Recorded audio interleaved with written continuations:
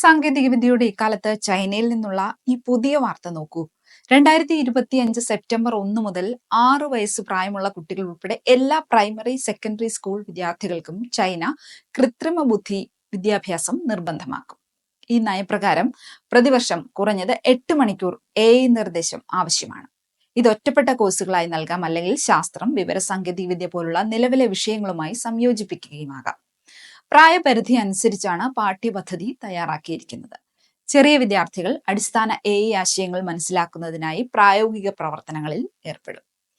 Middle school വിദ്യാർത്ഥികൾ പ്രായോഗിക പ്രയോഗങ്ങൾ പര്യവേക്ഷണം ചെയ്യും.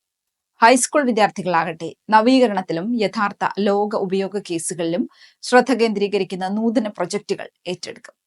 ഡിജിറ്റൽ സാക്ഷരത വർദ്ധിപ്പിക്കുന്നതിനും ആഗോള മേഖലയിൽ മത്സരക്ഷമത നിലനിർത്തുന്നതിനുമുള്ള ചൈനയുടെ വിശാലമായ തന്ത്രത്തിന്റെ ഭാഗമാണ് ഈ സംരംഭം.